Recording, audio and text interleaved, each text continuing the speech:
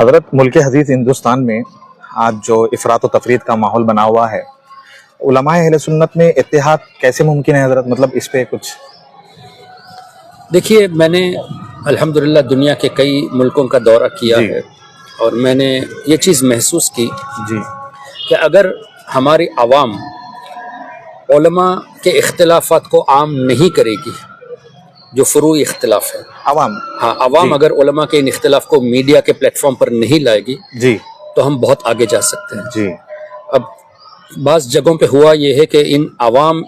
بعض ایسی عوام جو مطلب اس سلسلے میں بغیر تحقیق کے باتیں کرتے اور علماء کے خلاف بولتے ہیں، اس سے نوجوانوں میں کام کرنے میں بہت تکلیف ہو رہی ہے، اس لیے کہ نوجوان آج میڈیا کے پیچھے بہت ہے، وہ شارٹ ریلز وغیرہ دیکھ کے جو ہے نا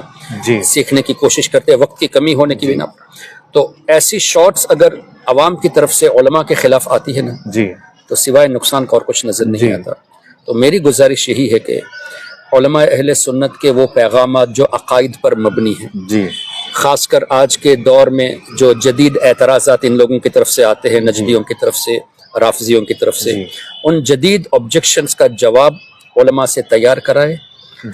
اگرچہ وہ علماء ان کا فیلڈ درسی ہو، کتابوں سے ریلیٹڈ ہو، مصنفین ہو یا اصلاحی بیان کرتے ہو، تو ان کی ظاہر شہرت زیادہ ہوتی ہے اصلاحی بیان کی وجہ سے۔ تو ایسے علماء سے بھی اس طرح کے سوالات کر کے عقائد پر جواب پیش کریں گے تو جو لاکھوں کی تعداد میں عوام ان علماء کو سنتے ہیں اصلاحی پہلو کی بنیاد پر، ان کے ذہنوں میں بھی عقائد کی باتیں انشاءاللہ بیٹھ جائے گی۔ تو بجائے اس کے کہ ہم ایک دوسرے کے خلاف بولے، سنی علماء ہاں جن کے اندر عقائد میں پرابلم ہے ان سے کمپرومائز نہیں ہے، عقائد میں اپنے ہیں، کوئی حکم شرع ان کے اوپر ہو، عقائد میں تو اپنے ہوں، اور کوئی مسائل میں اختلاف ہو تو اس کی وجہ سے ایک دوسرے کے خلاف نہ بولے، بلکہ کوشش یہ کرے کہ اگر ان سے فائدہ ہوتا ہے تو اس کو آگے بڑھے۔ مثال کے طور پہ سیدی اعلیٰ حضرت امام احمد رضا رحمۃ اللہ علیہ نے فتاوی رضویہ شریف میں اس بات کو تحریر فرمایا، جس کا مفہوم یہ کہ فاسقوں کی برائی کب تک نہیں کرو گے، یعنی کرتے رہو، یا فاسق سے مراد جن کے عقائد میں غلطیاں ہیں، ٹھیک ہے۔ اور رہی بات سنی علماء کی، جن سے عقائد کے حوالے سے عوام کا فائدہ ہو رہا ہے ان کی تحریر اور ان کی تصنیفات سے، ایسے علماء سے اگر بالفرض لغزش ہو جائے، کوئی غلطی ہو جائے، تو اعلیٰ حضرت فرماتے ہیں اخفا، چھپانا واجب ہے۔ سبحان اللہ۔ یعنی کسی ایسے عالم جس سے عقائد پر عوام کو فائدہ ہوتا ہے، ان سے اگر کوئی غلطی ہو گئی جو عقائد پر نہیں، ٹھیک ہے،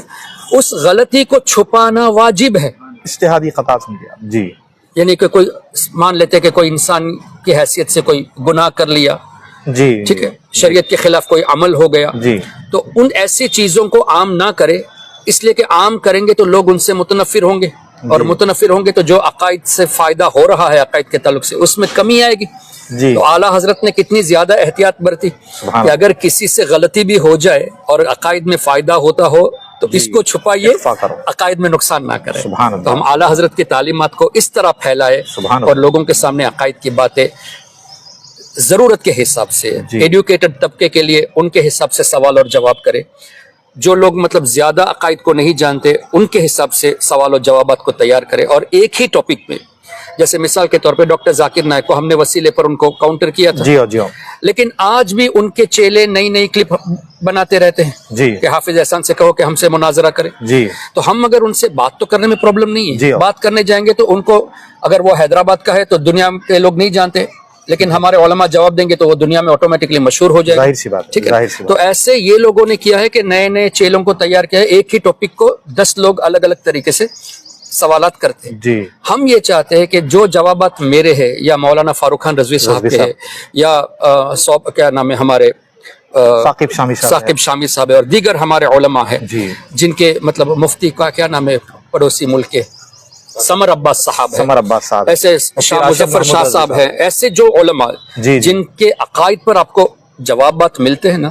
یہ مت سوچے کہ حافظ احسان کر رہا ہے، مفتی سمر عباس کر رہے ہیں، فاروق خان رضوی صاحب کر رہے ہیں تو وہ کافی ہے، نہیں، اور بھی لوگ علماء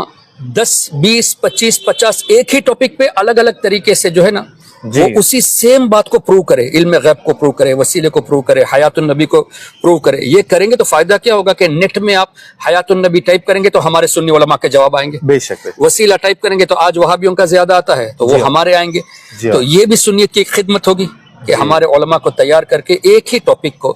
50 لوگ بولے,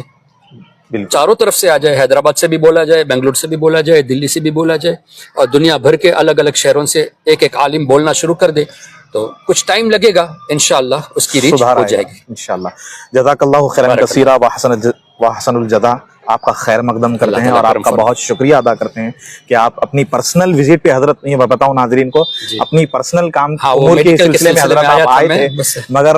حضرت وقت دیے. جزاک اللہ خیرا کثیرا. اللہ تبارک و تعالیٰ آپ کو آپ کی حیات اور جو ہے بلند فرمائے اور آپ کے علم میں اضافہ فرمائے. تمام سامعین اور ناظرین کو بھی اللہ تعالیٰ عافیت عطا فرمائے, ایمان کی سلامتی عطا فرمائے. آمین.